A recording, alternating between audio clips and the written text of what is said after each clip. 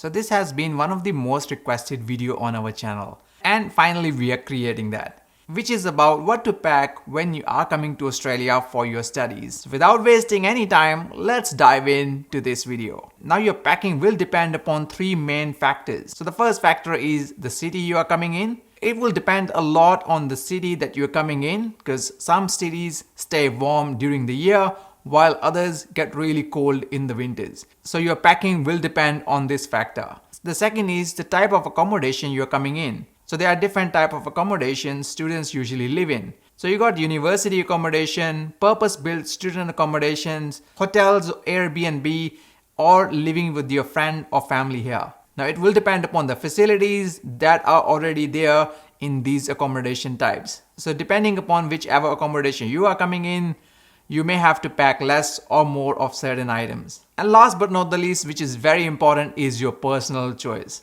At the end of the day, it's a personal choice to bring some items and not to bring others. Although we can give you a general recommendations, but at the end of the day, it is your final call to decide whether you want to bring certain items or not. So we divided your packing into different categories. So the first and the most important category are your bags. Now, luggage bags are one of the most important things because eventually you're gonna pack everything in these bags anyways. And what you should do before buying any bags is to look at the airline recommendations. What type of dimensions are allowed on your flights? Now, most of the airlines will have a standard dimensions for any baggage. So it's a good idea to check those dimensions before you buy any baggage. But my personal recommendation is that you should definitely buy a high quality bag when it comes to your baggage. Especially if you are coming in overseas and you might be needing to move few times while you're even living here. It is a no-brainer that you should definitely get a high quality bags. Now personally, these days when I'm traveling, I'm using American Tourister, but that is only the one brand, and there are many other brands that you can buy depending upon your budget and your choice. But spending some extra money on a good baggage is a must. So the second thing is electronics. What sort of electronics you should pack when coming to Australia? So if you have already got a laptop, a phone, then you should definitely bring these items. Unless you're coming from a country where it is much cheaper to buy electronics in your home country, I would not suggest you to buy electronics from your home country before coming here. The reason being is the warranty issues, replacements, and so on. So if you are planning to buy a brand new laptop or planning to buy a brand new phone, I would rather suggest you that you come here in Australia and buy here. Again, it will be so much easier in regards to your replacement, warranties, plus they will have Australian charging plugs and so on. So along with your laptop and phones, make sure you bring your chargers. Don't forget them, as they are very important to charge your electronic devices. Any earphones, headphones, or portable chargers, you can bring them along as well. Just make sure to bring these electronics items in a carry bag. Especially anything with the batteries must be in a carry-on bags. Now other electronic items that you may have to bring along is like your personal grooming equipment, like your hair dryers, hair straighteners, any sort of electronic trimmers, electric shavers, or any other grooming kits. If you already have some, bring them along. If you want to buy them, again, buy it from here. I've told you the reason already why you should. And very importantly, if you can get a couple of universal plugs, which are like your travel adapters, that can be really handy. Many countries obviously have a different plug system, so it is a good idea to get a couple of universal plugs from your home country when you're arriving here. And these universal travel adapters can be really handy when you're traveling as well. Now the next and very important category is clothing. Now when it comes to clothing, it is obviously a lot with the personal decisions and personal choices as well. The one definite recommendation I have is do not shop everything overseas. I would recommend that you do some shopping overseas in your home country, but keep some of your budget for shopping here in Australia as well, as you do want to get on the trends that they are following here in the country, because you don't want to be necessarily looking very different from the people who are around you. So when it comes to clothing, here are some general recommendations what you should bring. So it starts with the t-shirts. Would say bring along few t-shirts. Don't necessarily need to buy new ones, although I suggest that you can bring some plain black and plain white t-shirts. Sometimes you might need them for your work purposes and so on. So it's a good idea to have those plain white and black t-shirts. And these are very common colors here in Australia. Definitely bring few shorts. Obviously your pants, your jeans, they are important to bring along. Now if you're coming in a colder cities, then definitely bring along some hoodies, sweatshirts, sweaters and jackets as well. Now you might need to pack an additional jacket if you are coming to a colder cities like Melbourne, Hobart or Canberra. So definitely bring a couple of jackets at least. And just to let you know that the puffer jackets are very popular here in Australia. Now I recommend you to bring at least one set of formal dress, and would be better if it's black in color. The reason being, this color can be used for work or even for casual purposes like going for party and stuff as well. And very importantly, at least bring one pair of traditional clothes from your home country. As you know, Australia is a multicultural country. There may be a chance that you might be going in for some of the functions related to your home country here in Australia. So you definitely want to wear those traditional clothes on those sort of events. Now when it comes to undergarments, the more the merrier. So for your undershirts, your underwears or even socks as well, I would say at least bring 14 days of stock. So at least 14 pairs of all these items. The reason being is that you might not be able to wash your clothes every single day, especially if you're gonna study, work and do everything by yourself.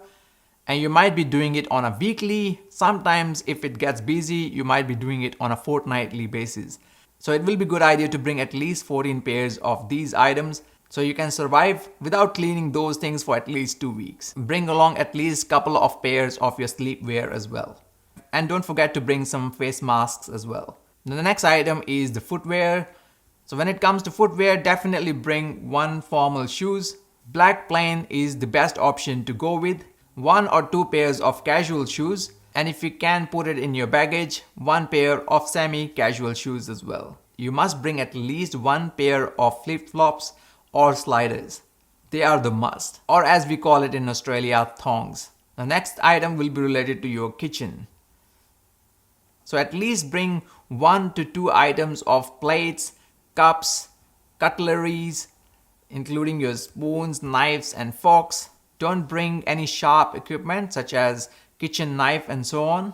And when it comes to cooking, everyone has the different preferences as well. So it might be worthwhile for you to look for some specific cooking equipment that you may not get in Australia, or it might be expensive to buy here.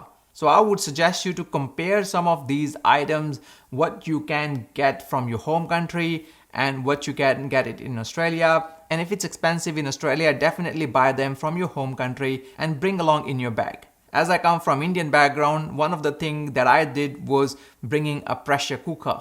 And that was such an important equipment for me, and I'm glad that I brought that with me. No regrets at all for bringing that item, as it was versatile in cooking many things, so it was a must for me. And again, depending upon your personal choices, you should be bringing those special equipments that you may not find here or might be too expensive to buy. Now next thing is in regards to the bedding. It is recommended to bring at least 1 to 2 bed sheets from your home country. Although pillows, kilt is something you can ask the accommodation you're going to stay. If they're going to provide them, then that's great. If they're not, then you may have to buy and bring them as well. The problem with the kilt and the pillows is that they can take lots of space. And see if you can compress them somehow and bring them along if that's a possibility. The next item is in relation to medicine. So you can bring some basic medicines without any prescriptions. Obviously, you need to declare any medicines you're bringing in your incoming passenger card. We've got a video on that as well, how to complete your incoming passenger card. If you want to know more about which things to declare and which things to not, I definitely recommend you to watch that video. But if you can't bring a prescription for some of these basic medicines, then you can get an invoice from your local pharmacy. Now, if you are going to bring some specific medicines that are only prescribed to you, then you definitely need a prescription for that. And I definitely recommend you to even bring a little first aid kit in your baggage as well. Again, all the medicines must be declared regardless of whether it's with the prescription or without any prescription. Next items will be related to your bathroom. So bring at least 1 or 2 towels for sure.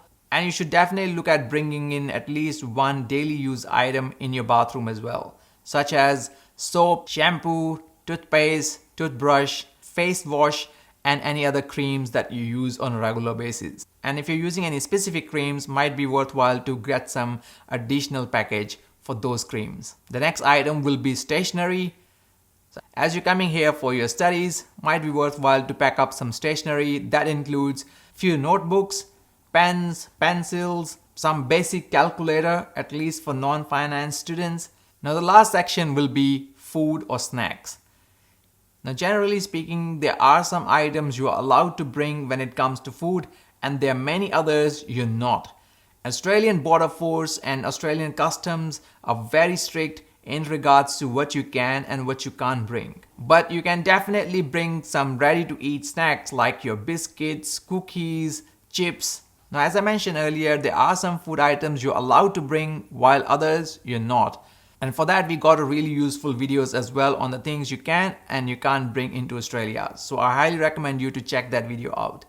We'll also put the link of Australian Border Force website where you can check specific items that you are allowed or not allowed to bring. So please check that website before packing in any food items and some other items as well. And last but not the least is in regards to your documents.